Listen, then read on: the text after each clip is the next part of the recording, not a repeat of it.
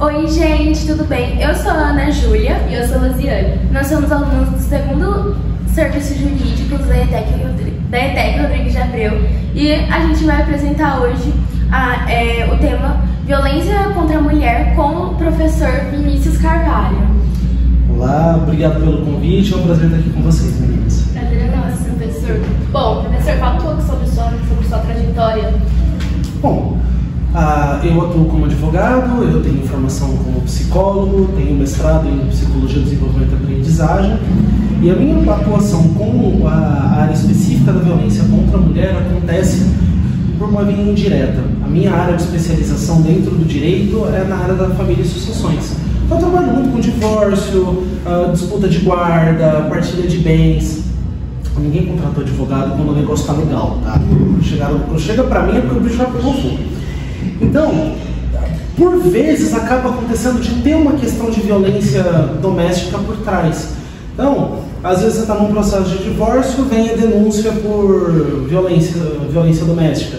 Seja eu estou atuando pela vítima, seja pelo suposto agressor, pouco importa.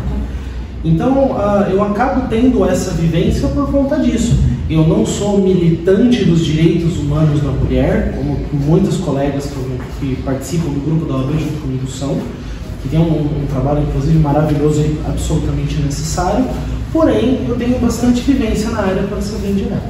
Professor, por que você escolheu atuar na área do direito? Eu não sei. Não, brincadeira. Quando eu tinha essa idade de vocês, eu era meio inocentão, não que eu não seja até hoje, mas eu tinha essa ideia de que eu queria ajudar as pessoas, né? Eu era criança, eu queria dizer que quando crescer eu falava de super-herói. Eu era meio... O Marvel não existia na época, eu era nerd mesmo, tá? Hoje em dia não é comum. E aí o que acontece é que eu falei, bom, como que eu consigo ser o mais próximo possível de um super-herói na vida real? Vou ser advogado. Eu sabia quando eu estava errado, né? Não tão errado. Às vezes, quando você consegue ali o leito de hospital para a pessoinha doente, a vaga na creche para a criancinha, ou quando você tira o infeliz de casa que está sentando a mão na esposa, aí é legal, aí você se sente o Capitão América de fato. Mas não é sempre assim. Infelizmente não é sempre assim. Mas foi por isso que eu fui procurar o direito, por essa ideia de conseguir intervir a favor das pessoas, ajudar as pessoas, usar o direito para o bem, pelo menos a princípio. Sim. Sobre o assunto agora, violência contra a mulher, onde podemos encontrar coisas escritas sobre, artigos, leis? Olha, a principal lei que trata da questão da violência doméstica, sem sombra de dúvidas, é a Lei Maria da Penha.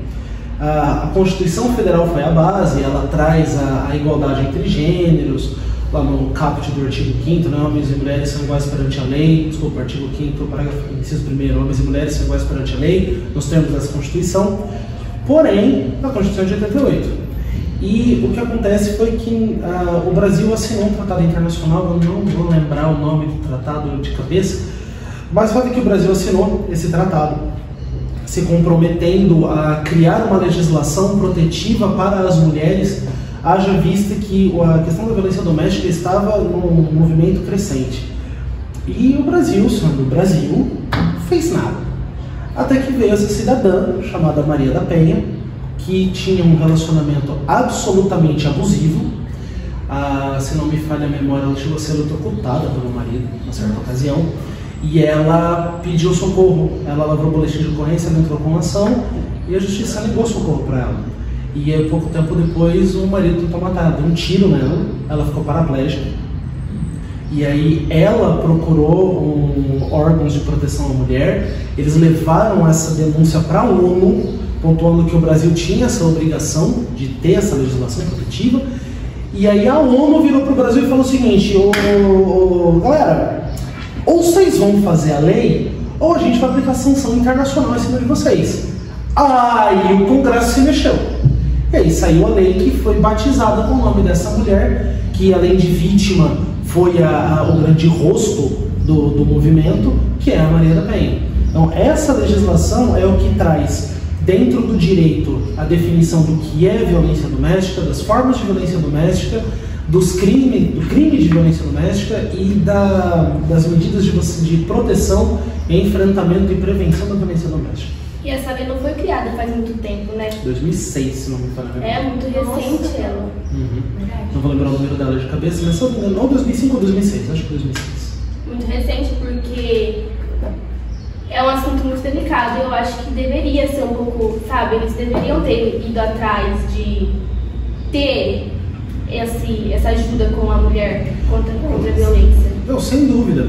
É que o que a gente não pode perder de vista é que 2005 era aquele mundo assim das cavernas, né? Essas incas, astecas, 2005, estão ali, né? Meus alunos de história que não me ouçam, pelo amor de Deus. Mas não tinha, não tinha, existia o Orkut, a gente vai no Orkut, vocês não tinham nem nascido, né? Eu acho. Vocês não tinham? 2007. Não, vocês não tinham nem nascido ainda. Mas a gente tinha uma rede social super legal que era o Orkut, né? A gente deixava os recadinhos e tal. Mas assim, não era nem de longe o que é hoje, sabe? Você pegar um celular e fazer uma live, você mal tinha câmera naquela época. Então era no computador, a maioria das pessoas usava tipo depois da meia-noite, rede de escada. Não tinha essa força que existe hoje. Então hoje, se acontecer um caso de violência, por exemplo, dentro da escola, você tem um exército de alunos que vão puxar o celular, 15 lives acontecendo ao mesmo tempo, não dá 30 segundos, está saindo lá na Record. Em 2006 não, acontecia e parada. Então, o grande diferencial da Maria da Penha foi que ela conseguiu trazer relevo a essa situação, ela trouxe a público a necessidade que se havia de criar uma legislação protetiva. Sim. Bom, professor, quais são os tipos de agressão contra a mulher? Olha, a Lei Maria da Penha, se não me falha a memória, prevê 4. Posso estar assassinando aqui a legislação, mas se não me engano são 4. A primeira, que é a mais comum, é a agressão física. Então ela envolve desde um tapa, um soco, um pontapé, um empurrão, um puxão de cabelo, até coisas mais graves, uma facada, até um tiro, como foi no caso da Maria da Penha. Não há necessidade de que isso gere uma lesão ou efetivamente machuque. Basta que você tenha a intenção de praticar essa agressão direta, essa agressão física, já é considerada uma violência física. A segunda é a violência psicológica, ela já é mais sutil. Ela trabalha mais com a questão da humilhação, o xingamento, né? Ô, sua burra, porque você não vale nada, a mulherzinha não presta, sabe? Isso aqui é assunto de homem, vai pra cozinha. Esse tipo de coisa, essas injúrias, esses insultos que trazem toda essa carga sexista com ela, que de novo para 2006 era um lugar comum, hoje é impensável, graças a Deus, pouco tempo a gente teve uma evolução muito grande, mas são formas de violência psicológica, mas essas ainda são as leves. Num grau mais pesado, você tem cárcere privado, você tem uma prática muito comum hoje em dia que é o gaslighting. Gaslighting dá essa ideia de cortina de fumaça, que é quando você distorce as informações que chegam para essa mulher para tentar mudar a maneira como ela enxerga o mundo, para que ela se sinta vulnerável, para que ela fique suscetível a ser controlada e manipulada. Entre outras formas, alienação parental em determinado grau. Alienação parental é quando aquela coisa, você tenta romper o vínculo entre mãe e filho. Isso é alienação parental. Há quem defenda, embora seja mais questionado, a Lei Maria da Penha não fala, mas há quem defenda que a alienação parental é uma forma de violência contra a mulher também, considerando que o pai seja a mãe sendo alienada. A terceira forma é a violência financeira, que talvez seja a ilustre desconhecida entre as 4, que é aquela coisa. Hoje em dia, desculpa perguntar, as mulheres dos núcleos sociais que vocês mais trabalham? Sim. Trabalha? Mãe trabalha? Tia trabalha? Vocês talvez trabalhem, trabalham? Estágio remunerado? Não. Ainda não pretendem? Sim. Dá para se sustentar com uma renda só hoje em dia? Não. Praticamente não, quer dizer, dependendo de quanto a pessoa ganha, até dá. Mas são pontos fora da curva, a maioria não consegue. Então, por vezes acontece dessa pessoa, do círculo familiar, dessa mulher, controlar as finanças dela de tal maneira que ela não consiga destinar recursos para si própria. Então você pega, ela não se cuida, ela não vai no salão, ela não faz uma unha, não consegue comprar uma roupa nova para ela, enquanto que a pessoa que administra o dinheiro está lá, todo arrumadinho ou arrumadinha, com dentro do carro novo, porque todo o controle financeiro está na mão dessa pessoa. É quase como se ele roubasse o dinheiro dela e desse uma destinação diferente. Não é isso, mas só para vocês. Geralmente as mulheres não veem isso como uma agressão, tipo de agressão, né? Porque assim, ainda existe, especialmente nas regiões mais afastadas, regiões mais interioranas, uma noção social de que o homem é o provedor. Né? Isso está mudando, especialmente após a Segunda Guerra Mundial, o movimento feminista, isso começou a mudar. Mas nessas regiões mais isoladas, ainda tem bastante essa noção de que a mulher cuida da casa e dos filhos e o marido administra a casa. O marido é o chefe da família. Então, e tudo bem quando isso é realizado de maneira saudável, absolutamente tudo bem, quando as duas pessoas estão de acordo. O problema é quando o cara chega, gasta o dinheiro dele do jeito que ele quer, chega nela, fala, me dá o cartão porque eu vou comprar o que eu quero, e aí ele vai lá e gasta com as coisas dele, e ela acaba sendo, de certa forma, prejudicada por conta de certa forma, não, fica muito prejudicada. Então essa é a violência financeira. E a última é a violência sexual, que acontece basicamente de duas formas. A primeira é a violência sexual direta, acontece quando essa pessoa do convívio social força essa mulher a ter relações ou práticas de natureza sexual contra ela, contra a vontade. Por óbvio, se for consentido, tudo bem, mas quando não é o caso, você tem a violência sexual propriamente dita. Ou quando ele explora o corpo dessa mulher para fins sexuais. Então pensa, por exemplo, desde, olha, eu vou pegar uma foto sua sem roupa e eu vou vender na internet. Olha, eu vou fazer um filme e eu vou colocar na internet. Ou pior, ele nem fala, ele só faz. A mulher, por vezes, nem sabe. E quando vê a pessoa do convívio dela, tá filmando ela sem roupa e colocando na internet. Eu já peguei um caso assim. E o pior, o extremo do extremo, é quando a pessoa prostitui a mulher propriamente dita. Mas, não, olha, eu tô com dívida, você vai pagar minha dívida. Como? Com seu corpo. Ponto. Então, são formas de violência sexual. Então, você vê que não existe violência sexual leve. Existe a um pouco menos grave e a absolutamente grave. E aí você expõe a mulher a toda a fragilidade que o contato sexual traz. Então ela pode se machucar durante o ato, ela pode contrair uma doença venérea, pode até engravidar, o que aí a gente traz toda a questão da infância também, mas aí é uma cumbuca um pouquinho mais fundo, a gente não coloca a mão nela hoje. E muitas pessoas têm com elas que casou, o marido pode fazer o que quiser com a mulher, não é mesmo? E até mesmo quando ela tá bêbada. Então, aí vocês trazem duas situações que são diferentes. A primeira é que o que é o casamento? Vamos lá, direito civil. Vocês estão no segundo ano, vocês já tiveram o primeiro semestre de direito civil, certo? Sim. Vamos lá. O que é um casamento? É a união entre duas pessoas. É uma união entre duas pessoas, ela tem natureza afetiva, ok, mas ela traz com ela direitos e obrigações. Sim. Concorda? Sim. Então, uma dessas obrigações, porque a nossa legislação, embora aprovada em 2002, foi redigida nos anos 80, é a obrigação, ela tá escrita com palavras bonitinhas, não dá na cara, mas é a obrigação de praticar o ato sexual, tá lá, tá na lei. Então, é dever do cônjuge atender as necessidades sexuais do outro, ok? De maneira saudável e consentida. Esse é o grande detalhe. Então, eu concordo contigo, realmente, existe essa ideia de que não, a mulher tem que atender os desejos do marido. Ponto e vírgula, o marido tem que atender os da mulher também, sem sombra de dúvida. Só que, quando querem, de maneira a ser agradável, a ser bom para os dois. E o que se vê por aí é que não, o homem acha que ao casar-se ele torna-se dono do corpo da mulher, o que não é verdade.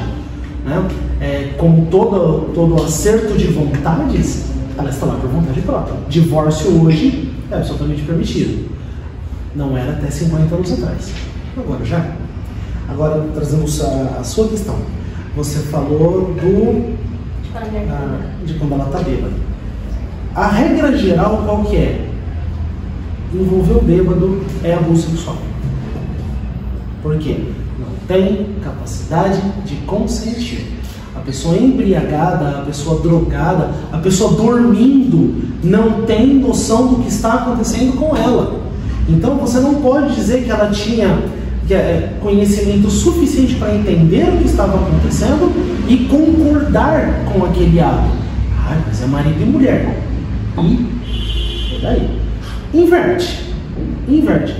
Invade o corpo do marido enquanto ele dorme para ver se está tudo bem. Aí não. Então, essas trocas de papéis é importante também, porque a questão da violência contra a mulher, ela traz consigo uma carga de historicidade, porque não, olha, é assim desde lá dos sumérios isso acontece. É verdade.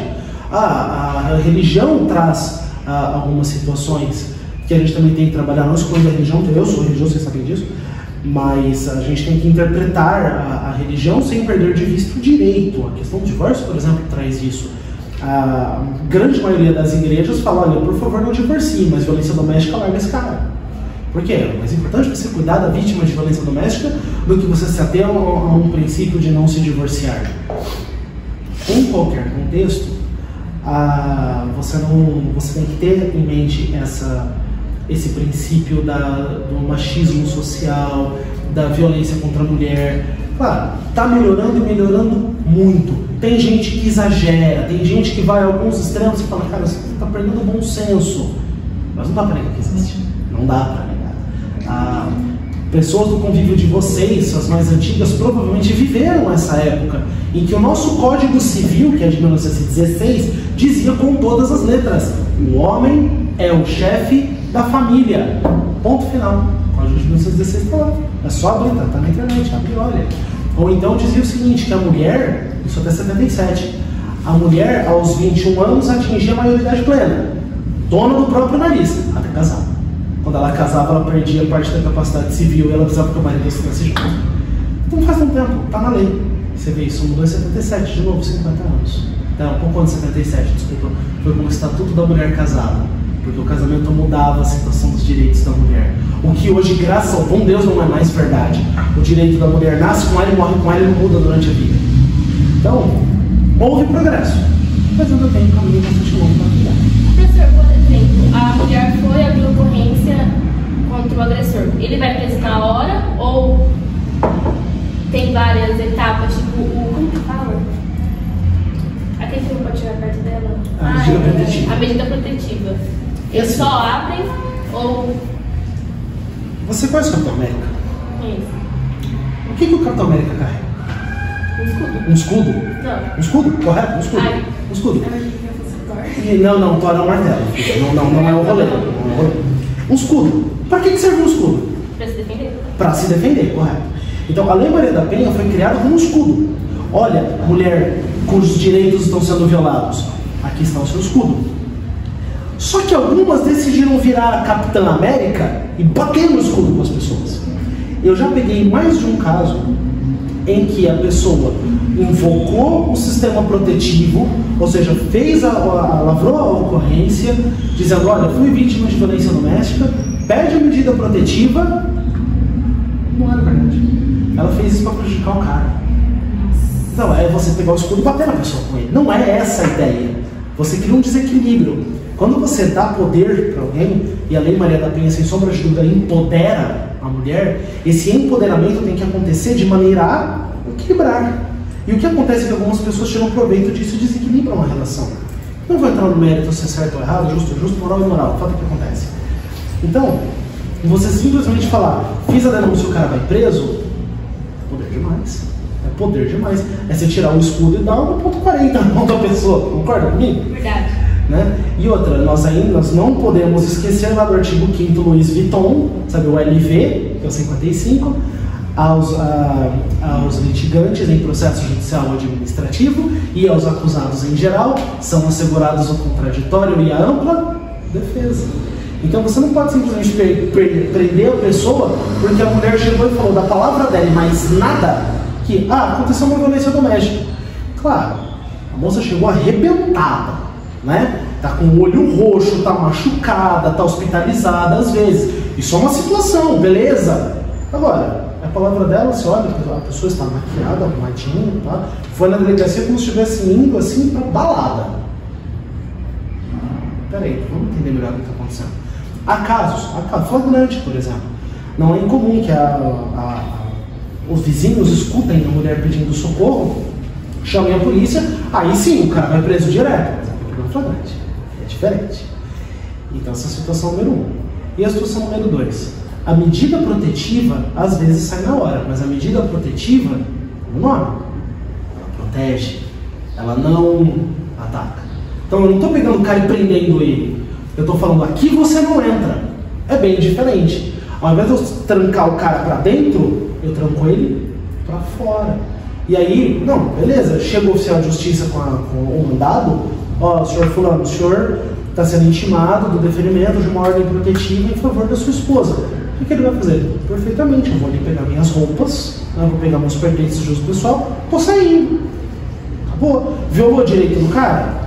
Em um pequeno grau, mas ok, dentro da alegação de violência doméstica, não é aborrecimento, não é nada grave, bem diferente de você prender o cara, porque a cadeia é um universo à parte, com a moral deles, as regras deles, e aí eles não costumam aceitar bem quem bate em mulher. Então imagina, você chega e fala, não, então, o cara te bateu, pera um pouquinho, você está preso, cai na delegacia, cai no presídio, ou rebentou com a esposa. O que você acha que vai acontecer com esse cara? Ele vai se arrebentar também. Yes. E aí você chega lá na frente, depois do contraditório da ampla defesa como manda a Constituição, talvez não fosse verdade. E aí a gente tem essa situação, que os direitos desse cara foram grosseiramente violados. Por quê? Então, a ideia da medida protetiva é equilibrar. Vou proteger essa mulher, mas vou respeitar o direito de defesa desse agressor ou dessa agressora. E por que eu não falo só agressor no masculino? Porque a mulher também comete violência doméstica. Não precisa nem pensar em casal homoafetivo. Você pode pensar em mãe batendo em filha, filha batendo em mãe, irmã batendo em irmã. Pode acontecer. Então, aliás, acontece. Pode não, acontece. Não é frequência, mas acontece. Professor, terceiros pode abrir ocorrência? Em regra, não. Agora, se qualquer pessoa chega no delegado e notifica a ocorrência de um crime, em tese, nos termos do Código de Processo Penal, ele é obrigado a investigar. Na prática, acaba não acontecendo. Por quê? A polícia não tem estrutura. São dezenas de boletins de ocorrência lavrados todos os dias. Não dá para investigar todos sem que você tenha pelo menos um indício mínimo de crime. Agora, é um exemplo do vizinho que eu tirei. Veja, qual a relação do vizinho com a vizinha? Ela mora do lado, beleza? Mas ele pode chamar a polícia porque ele está ouvindo ela pedindo socorro? Pode, sim. Formalizar a denúncia de que você desconfia que está acontecendo. Mas você ir lá e pedir a medida protetiva em nome dela, você não pode. Entendeu a diferença? Entendi. Você notifica para a polícia que um suposto crime de violência doméstica está acontecendo. Mas você não pode ir lá pedir a protetiva, isso só ela pode. Nem com o consentimento dela. A não ser que você seja advogado dela.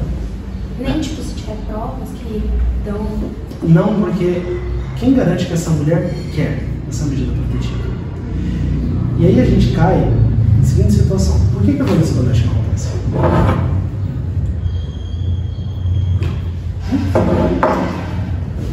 Ué, pensa. Se eu sou a Ana, você não tá com na sua cara aqui agora, você vai continuar amiga dela? Não, vou bater nela. Ok. E eu vou arrebentar. E aí agora todo mundo assistindo esse vídeo tem plateia aqui. Mas você vai soltar a mão na cara dela, legal, você vai revidar. Ou você vai se defender, vai tentar correr, vai pedir socorro, entrar com ação de indenização por danos materiais. Né? Lembra da aula de processo civil que falou que sou eu que estou com vocês? Então, agora, por que a mulher vítima de violência doméstica não faz isso? Medo. Ela tem também dependência emocional. Dependência emocional, apego, dependência financeira. Então você tem uma série de fatores que seguram essa relação acontecendo. É o que o pessoal da área chama de ciclo da violência. Então você tem a violência doméstica, ela acontece. Pouco depois, esse agressor ou essa agressora vão aparecer e ele, não, estou arrependido, fiz errado, perdoa, eu vou mudar, vamos voltar para a igreja, vamos no grupo de alcoólatras anônimos, vamos resolver o que está acontecendo. E aí sucede o que o pessoal chama de período de lua de mel, que é quando o relacionamento fica maravilhoso, a agressão acaba, o amor volta. Obrigado, mão aleatória. Obrigado. Só que logo depois desse período de lua de mel, você já tem o distanciamento e dali a pouco a agressão acontece de novo. E aí a pessoa vai começar a se mover para procurar ajuda. Não, desculpa, eu errei, eu estava... Insira uma desculpa esfarrapada qualquer aqui, eu vou mudar. Dessa vez eu vou de verdade lá para o grupo de ajuda. Volta a lua de mel. E assim vai. Bom, professor, voltando na medida protetiva. A mulher entrou com a medida protetiva contra o agressor. E ele continua ameaçando ela, chegando perto dela, batendo nela, e ela vai lá e fala. Como que acontece? Tá, vamos lá. Primeiro, uma coisa que a gente tem que deixar muito claro. Se você dá um soco nesse papel, ele protege? Não. Então, a medida protetiva, que nada mais é do que um papel com a assinatura do juiz dizendo não bata nesta pessoa. Não é isso que está escrito, mas vocês entenderam a ideia. Vai proteger ela? Não, não vai. O que protege ela? As consequências dele desobedecer isso daqui. Porque existe um crime, sempre muito pouco lembrado, que é o crime de desobediência. Desobedecer ordem legítima de autoridade competente, ponto. Então, o juiz virou e falou o seguinte: você está proibida de se aproximar da Ana. E você vira e fala o quê?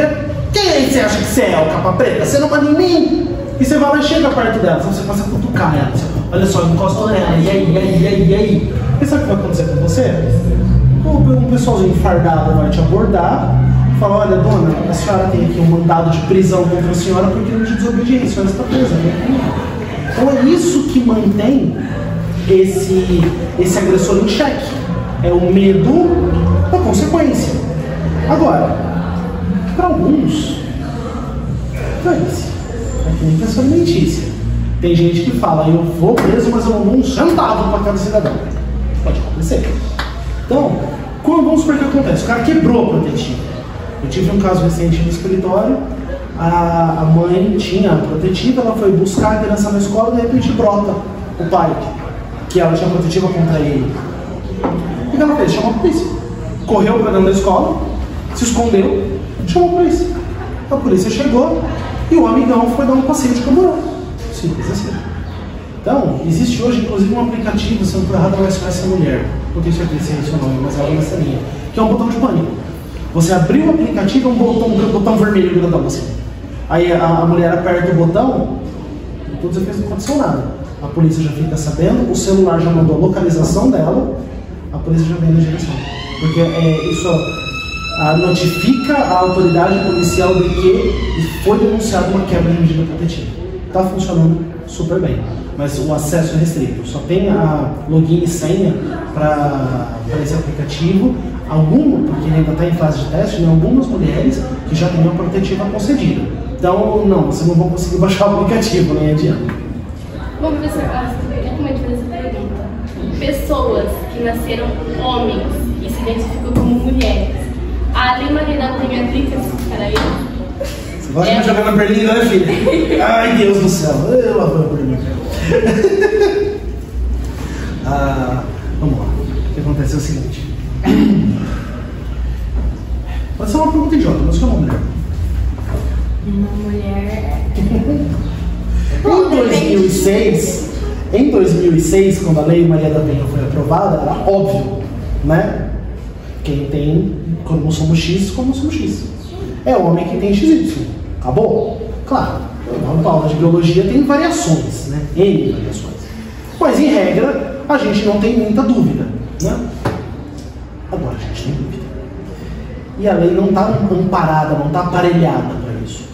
O que diz o princípio? Porque quando a lei falha, você tem que ir nos princípios gerais do direito, né? São aquelas normas não escritas, mas que todo mundo concorda que elas são a base do nosso sistema legal.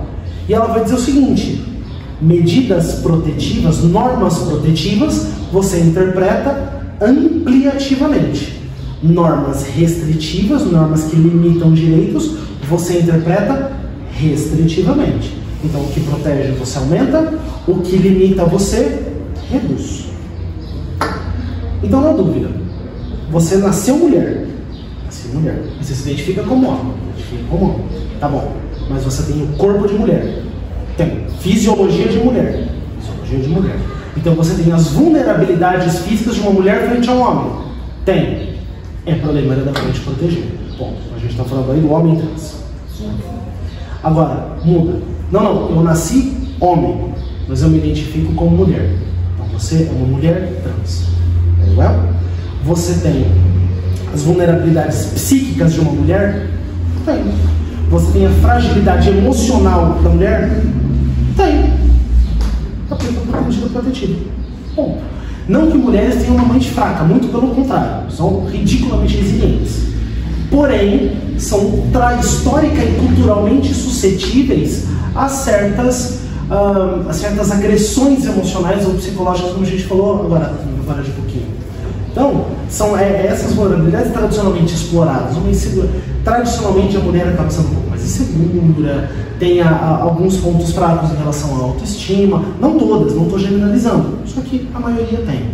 Então, por conta dessas questões particulares do gênero feminino, que tanto o homem trans quanto a mulher trans vão acabar compartilhando, seja física, seja psicológica, qual que é o entendimento a partir dos princípios gerais do direito? Vamos proteger todo mundo que pedir proteção. Ponto. Inclusive tem precedente de homem pegando medida protetiva na Lei Maria da Penha.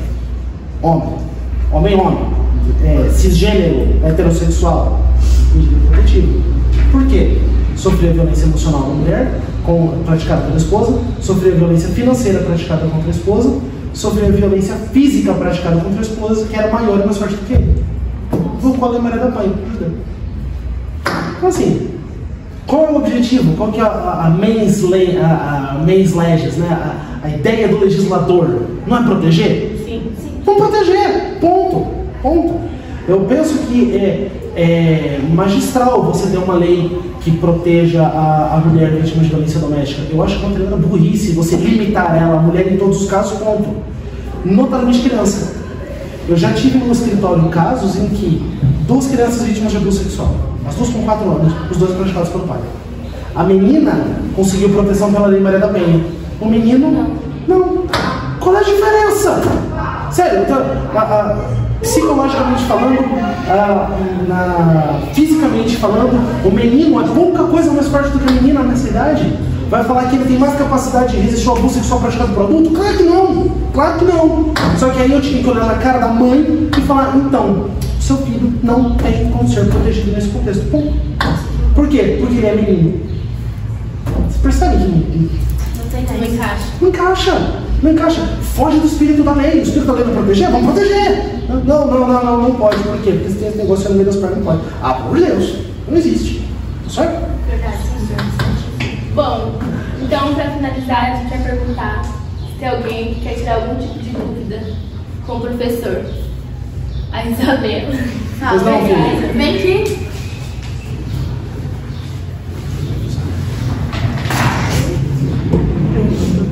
Posso ficar aqui? Pode vir aqui. Parece que ele mostra o rosto. Tem vergonha? Se assim, quando a mulher ela tá bêbada, ela você falou que é estupro, né? Correto. Isso. Mas como prova que ela tá bêbada? Porque o marido em si é a pessoa que ela mais confia e todo mundo acha isso, que é a pessoa que vai mais proteger ela. Como que vai provar que ela realmente está bêbada no ato?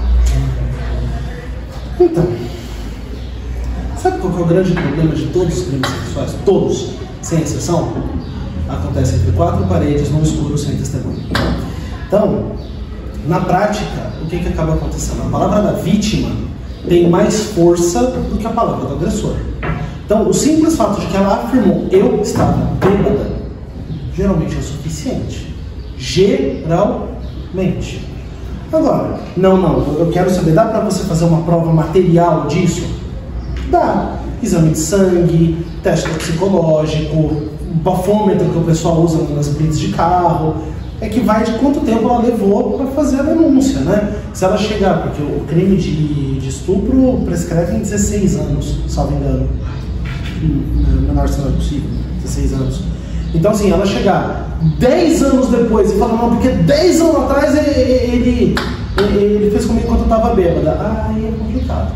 Aí já é complicado, certo? Tem uma lei que, tipo, isso eu não lembro com quem aconteceu, mas eu lembro que foi com uma nadadora que o treinador estuprava ela e, tipo, depois de muito tempo, acho que mais ou menos uns 10 anos, ela chegou a público, na polícia e na mídia também, e pegou e denunciou ele sobre isso. Aí eu não sei se, eu acho que criaram uma lei falando, tipo, contra isso, que a mulher tem o direito de denunciar, mesmo depois de alguns anos. O direito de denunciar ela sempre vai ter, isso em qualquer contexto. O fato de que o crime prescreveu não significa que ele não aconteceu, só significa que aquela pessoa não pode mais ser punida por aquele ato. Só que o que acontece é que, quanto mais tempo passa, mais difícil é a prova. Os elementos vão se perdendo.